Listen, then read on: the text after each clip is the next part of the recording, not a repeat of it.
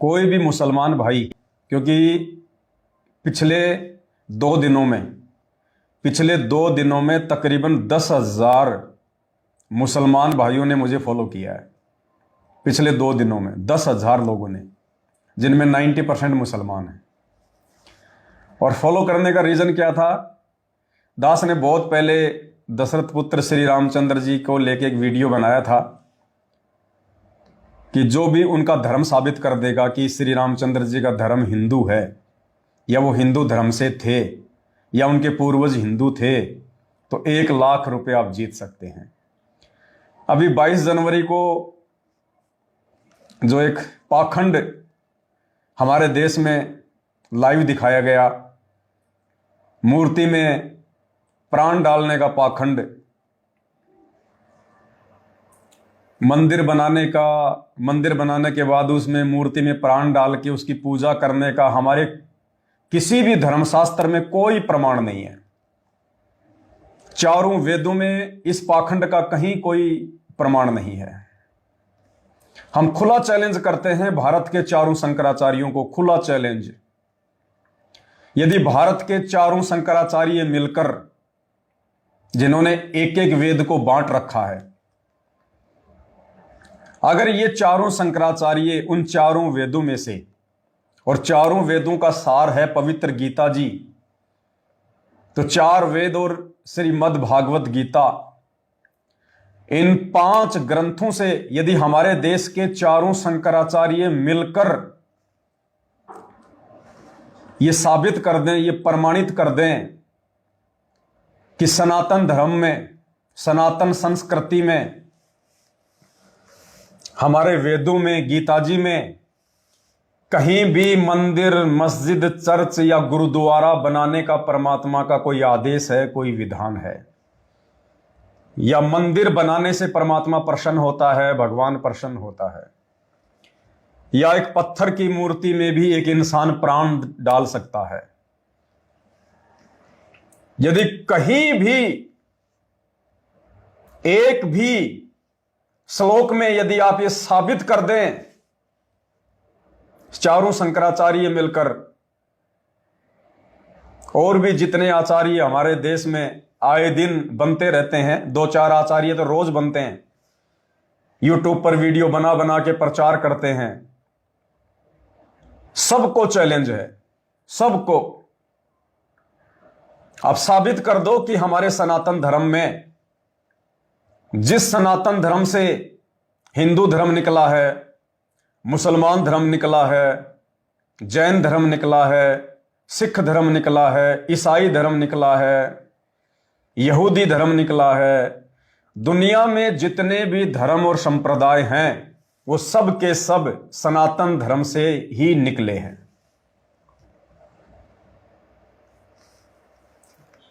कोई भी शंकराचार्य साबित कर दो।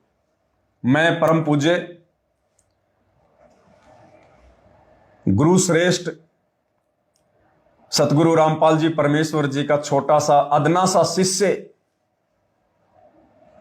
उन शंकराचार्यों की टांग के नीचे से निकल जाऊंगा अगर वो साबित कर दे कि चारों वेदों में कहीं भी श्री रामचंद्र जी का मंदिर बनाकर, श्री कृष्ण जी का मंदिर बनाकर, या हजरत मोहम्मद की मस्जिद बनाकर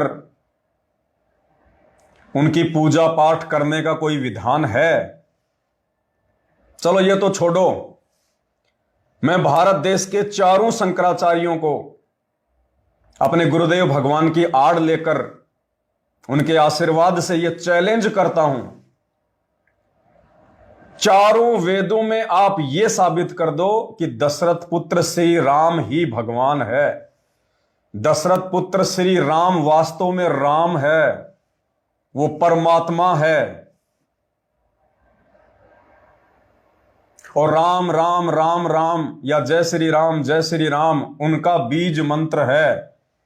ये 2 बातें भारत देश के सभी आचार्य, शंकराचार्य, राम भद्राचार्य, निम्बाचार्य, जितने भी आचार्य हैं इस देश में, वो साबित कर दो कि दशरथ पुत्र श्री राम ही वास्तव में राम है। वो राम जिसके विषय में कहा जाता है कि दुनिया चले ना श्री राम के बिना, वो राम है जो दुनिया चला रहा है। साबित कर दो। और जय श्री राम या राम राम राम राम राम राम राम राम। राम भद्राचार्य जी का एक इंटरव्यू मैंने देखा था, उसमें वो कह रहे थे कि मैं प्रतिदिन 2 लाख राम राम राम राम राम राम राम राम जपता हूं। तो राम भद्राचार्य जी से, चारों शंकराचार्यों से निवेदन है, प्रार्थना है और चैलेंज भी है कि श्री राम को, दशरथ पुत्र राम को दुनिया बनाने वाला, दुनिया रचने वाला और दुनिया चलाने वाला राम साबित करके बता दो। चारों वेदों से या रामायण से, महाभारत से, 18 पुराणों से। और जय श्री राम राम राम राम राम उनका बीज मंत्र है, उनका मूल मंत्र है। ये 2 बातें साबित कर दो, आजीवन तुम्हारी गुलामी करूंगा, आजीवन जैसा कहोगे वैसा करूंगा। अन्यथा ये भारत देश की सरकार परम पूज्य सतगुरु रामपाल जी भगवान के इस छोटे से, अदने से, नाचीज, तुच्छ शिष्य पवन दास को एक मौका दे, सार्वजनिक तौर पर इन सभी आचार्य शंकराचार्यों को इकट्ठा किया जाए, जो भी हिंदू धर्म में सर्वश्रेष्ठ हैं, कि हमसे बड़ा हिंदू धर्म को जानने और मानने वाला कोई धरती पर नहीं है। जितने भी चारों वेदों के प्रकांड ज्ञाता हैं, आचार्य हैं, वो सब के सब एक मंच पर इकट्ठे कर दिए जाएं। और एक तरफ ये पवन दास रहेगा, सतगुरु रामपाल जी भगवान के चरणों की धूल। अगर उन चारों शंकराचार्यों को, राम भद्राचार्य को, दुनिया भर के आचार्यों को अगर फिट्टे मुंह नहीं कर दिया, फिट्टे मुंह नहीं कर दिया, अगर उनको धूल नहीं चटा दी, अगर उनसे कान नहीं पकड़वा दिए कि भाई संत रामपाल जी के भगत के आगे ज्ञान चर्चा करने में हमारी औकात नहीं है भाई, तो बताना, मौका तो दे सरकार एक बार। अगर वास्तव में सरकार चाहती है कि हिंदू मुसलमानों का झगड़ा मिट जाए, सब आपस में भाईचारे से रहें, और कौन भगवान सही है, किसकी भक्ति सही है, यदि इसका निर्णय हो जाए, यदि सरकार चाहती है, तो सिर्फ एक मौका दे, एक मौका दे सिर्फ सरकार, एक मौका। 3 दिन के अंदर अंदर, 3 दिन के अंदर अंदर इस पूरे भारत देश को यह पता चल जाएगा कि वास्तव में धरती पर राम कौन है, असली राम कौन है।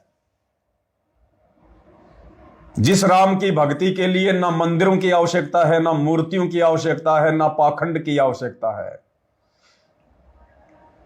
वो राम कौन है जिसने दुनिया बनाई, जिसने दुनिया रचाई, जो दुनिया को चला रहा है, जिसने राजाओं को राज दे रखा है, मंत्रियों को जिसने पद दे रखे हैं,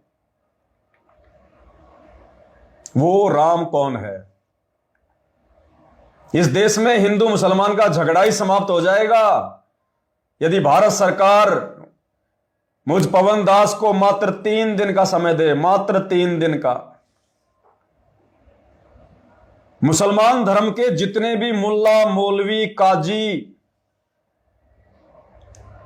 कुरान शरीफ के जितने बड़े ज्ञाता, कुरान मजीद के जितने बड़े ज्ञाता, तौरेत और जबूर के जितने भी बड़े ज्ञाता हों, मुसलमान धर्म के जो शीर्ष धर्मगुरु हैं, उन सबको इकट्ठा कर दिया जाए एक मंच पर।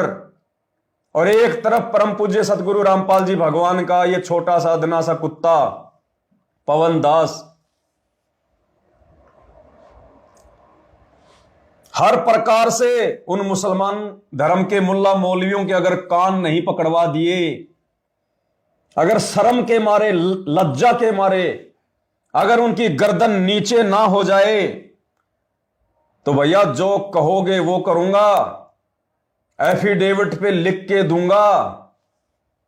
अगर ऐसा नहीं हुआ तो इस पवन दास को किसी भी चौराहे पे नंगा करके फांसी तोड़ देना, एफिडेविट लिख के दूंगा, एफिडेविट।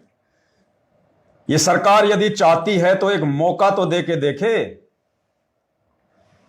और इसमें सरकार का ही फायदा होगा, इसमें सरकार का ही फायदा होगा। अन्यथा 2028 तक ना ये सरकार रहेगी और बहुत भयंकर तांडव मचेगा धर्म के नाम पर, बहुत भयंकर।